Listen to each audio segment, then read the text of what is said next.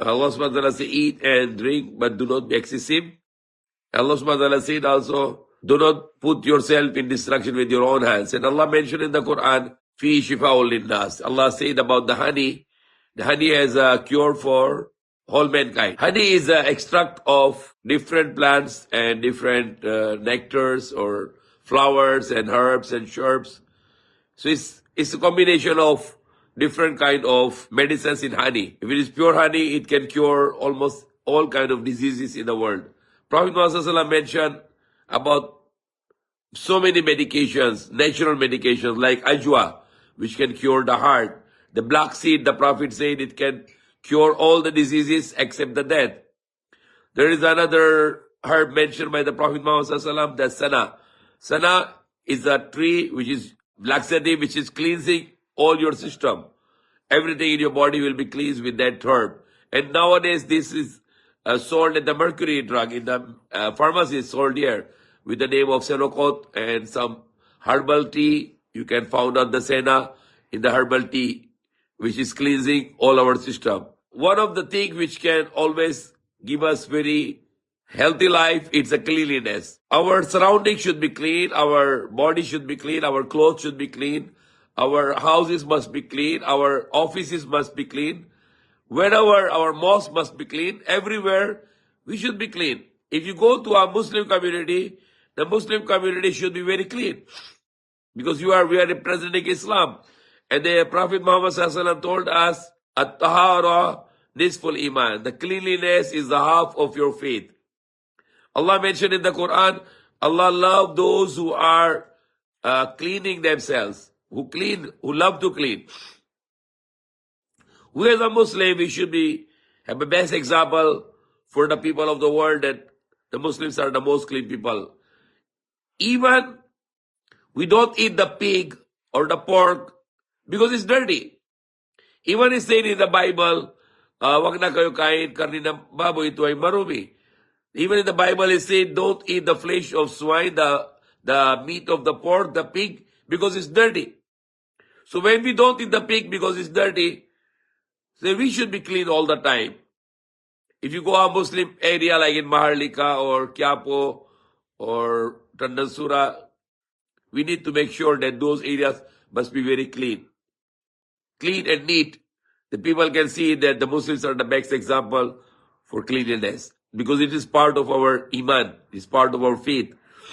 And it can make us very healthy. If your room is dirty, it is dust and there is dirt, and then you are going to get sick. So our rooms should be clean, our houses should be clean, the bed sheet should be changed every day, carpet should be vacuumed every day, because it is one of the most important command of Allah that we should be always observe the cleanliness. And the cleanliness can remove half of our diseases. Most of our diseases will gone with cleanliness. You wash your hands before you eat. You brush your teeth after you eat. You brush your teeth before you go to the bed. You wake up early morning, you brush your teeth. Even the Prophet Muhammad, the last act of his life was the brushing the teeth. He was using the miswak and he was brushing his teeth. That was the last action of his life to show us that how high level of hygienic was Prophet. How high level of hygienic the Prophet had. That his last act of his life, he was brushing his teeth with the siwak. So these are even the fasting. Fasting can give us also health, because Prophet Muhammad said, Sumu wa tusuhu. Be fast and get healthy, get a good health. Because fasting is a cleansing process. When you fast, whatever extra fat you have, it will burn. Whatever the extra cells, like cancer cells in your body, they will burn out. Because when you don't eat, your body eats itself.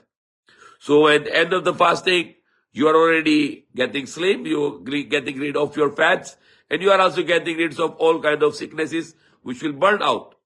If you have some lymph nodes, you have some cancer cells, you have some cysts, they all burn out because of no eating. Because those all cells, they need nutrition, because you are not eating for long hours, 14 hours, so those cells is starting to burn into energy. So this is how the best cure for curing yourself from cancer, from lymph nodes or cysts or whatever, extra cells, the fats.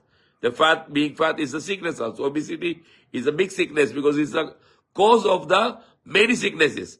So when you fast, you get rid of obesity, you get rid of cancer cells, you get rid of extra cells which are harmful to our body.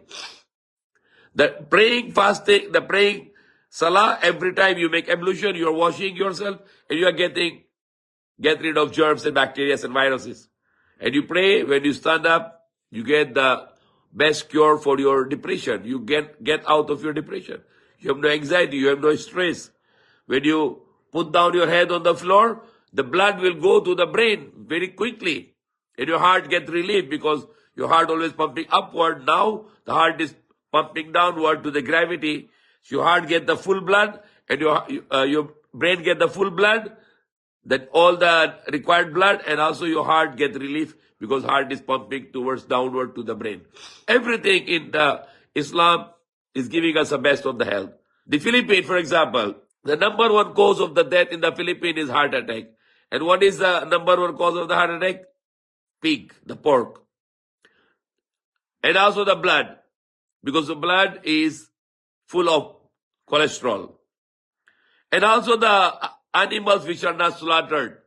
So if hindi katay, not slaughtered, the blood will clot inside. So when you eat that meat, it is full of cholesterol also.